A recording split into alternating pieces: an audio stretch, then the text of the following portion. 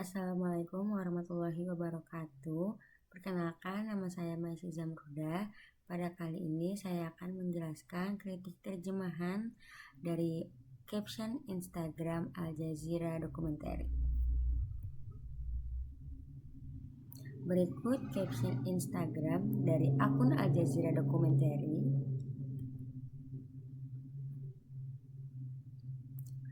Latar belakang. Penerjemahan caption Al Jazeera Documentary tentang kondisi ekstrim anak-anak memerlukan kepekaan agar daya emosional teks Arab tetap terjaga. Karena terjemahan literal berpotensi melemahkan pesan, kritik terjemahan berbasis nyumak penting dilakukan untuk memastikan akurasi dan kekuatan komunikatif, terutama dalam konteks media sosial yang berdampak luas.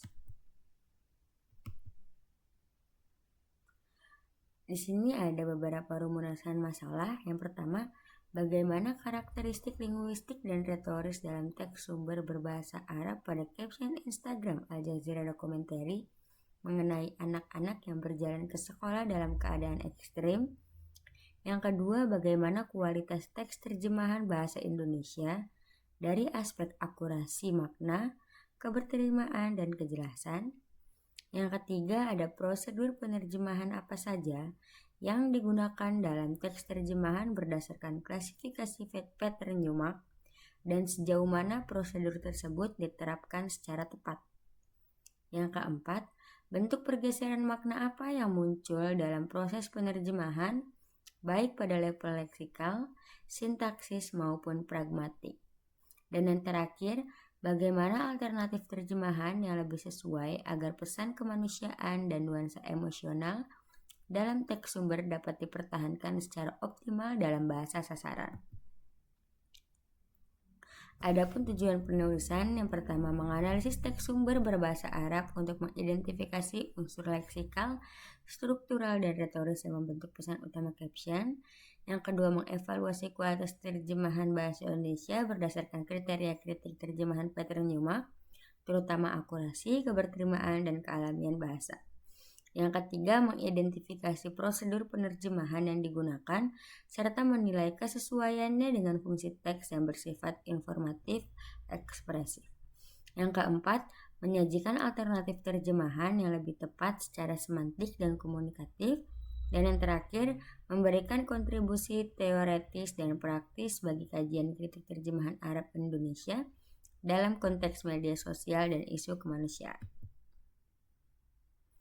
Nah, di sini ada referensi korpus. Referensi korpus utama yaitu akun Instagram Al Jazeera Documentary, dan teks sumbernya itu caption yang berbahasa Arab, dan teks terjemahannya yaitu ada versi bahasa Indonesia. Yang pertama kita akan membahas mengenai identifikasi teks sumber dan teks terjemahan. Teks sumber berupa caption Arab dari Al Jazeera Documentary yang menggambarkan anak-anak di bawah usia 9 tahun yang berjalan ke sekolah dalam kegelapan dan suhu ekstrim hingga 40-50 derajat Celcius di bawah 0. Sehingga termasuk teks informatif ekspresif yang menuntut ketepatan fakta dan kekuatan emosional. Teks terjemahan bahasa Indonesia menyampaikan makna dasar tetapi masih menunjukkan masalah ketepatan leksikal, kejelasan, dan kealamian karena beberapa bagian diterjemahkan terlalu literal sehingga pesan emosional dan ketelitian faktualnya melemah. Di sini ada analisis teks sumber. Yang pertama yaitu ada analisis leksis. Teks sumber menggunakan leksis sederhana namun kuat secara emosional. Nah, seperti pada contoh berikut, yang menunjukkan kerentanan dan kesulitan anak-anak, angka X 40 derajat sampai 50 mempertegas penderitaan dan menuntut ketelitian dalam penerjemahan. Setiap pilihan kata memuat fungsi informatif dan emosional yang harus tetap terjaga dalam teks terjemahan. Yang kedua, analisis sintaksis. Teks sumber disusun sebagai satu kalimat panjang khas jurnalistik Arab yang menumpuk informasi untuk membangun intensitas makna. Struktur seperti ini kurang cocok dipertahankan dalam bahasa Indonesia karena dapat mengganggu keterbacaan, sehingga diperlukan segmentasi atau penataan ulang dalam teks terjemahan. Analisis ini menyoroti apakah teks terjemahan telah melakukan penyesuaian sintaksis yang diperlukan. Yang ketiga ada analisis gaya dan unsur ekspresif. Nah, teks sumber menggunakan gaya lugas namun ekspresif melalui penyebutan kondisi ekstrim untuk mengunggah emosi sesuai dengan karakter jurnalisme kemanusiaan. Unsur ekspresif ini perlu dipertahankan dalam teks terjemahan karena terjemahan yang terlalu netral akan mengurangi dampak emosional. Dengan demikian, keberhasilan terjemahan ditentukan oleh ketepatan makna serta kemampuannya mempertahankan efek empatik teks sumber. Selanjutnya ada analisis teks terjemahan.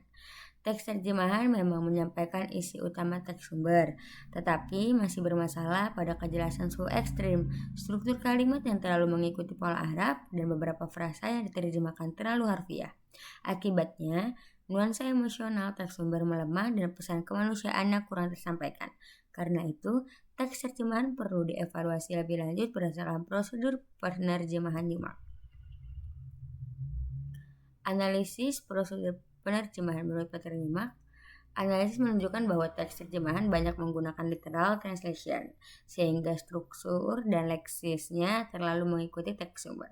Untuk teks informatif ekspresif, Newmark justru menganjurkan penggunaan semantik dan communicative translation, serta prosedur seperti modulation dan transposition agar lebih natural dan ekspresif. Kurangnya prosedur tersebut membuat beberapa bagian teks terjemahan kurang jelas dan kurang emosional. Karena itu, teks terjemahan masih perlu disesuaikan dengan prinsip Newmark. Nah, berikut ada kritik terjemahan teks sumber versus teks terjemahan. Perbandingan teks sumber dan teks terjemahan menunjukkan beberapa kelemahan. Pilihan leksikal kurang ekspresif, struktur sintaksis terlalu panjang, gaya bahasa belum mempertahankan nuansa empatik, dan aspek pragmatik belum sepenuhnya menyampaikan dampak emosional. Hal ini menegaskan bahwa penerjemahan caption kemanusiaan membutuhkan strategi yang lebih adaptif agar makna dan efek emosional tetap tersampaikan secara efektif. Berikut ada identifikasi kesalahan dan kelemahan terjemahan awal. Pada analisis bab 2 menunjukkan bahwa terjemahan awal terlalu literal, kurang ekspresif, dan belum membangun nuansa human interest. Informasi penting seperti suhu ekstrim juga kurang disusun secara dramatik. Selain itu, prosedur penerjemahan seperti modulation dan transposition belum dimanfaatkan, sehingga pesan kemanusiaan terasa datar. Temuan ini menjadi dasar revisi terjemahan. Nah, berikut ada revisi terjemahan. Yang warna hitam ini adalah terjemahan otomatis dari caption Instagram akun Al Jazeera Documentary, dan berikut ada revisi terjemahan. Kesimpulannya yaitu analisis menunjukkan bahwa terjemahan bersifat terlalu literal sehingga melemahkan unsur ekspresif dan pesan kemanusiaan dalam teks sumber. Dengan menerapkan prosedur Newmark seperti modulation, transposition, serta perpaduan semantik dan communicative translation, revisi terjemahan berhasil membuat teks lebih jelas, alami, dan empatik. Temuan ini menegaskan bahwa pendekatan Newmark efektif untuk meningkatkan kualitas terjemahan caption media digital bertema kemanusiaan. Sekian, wassalamualaikum warahmatullahi wabarakatuh.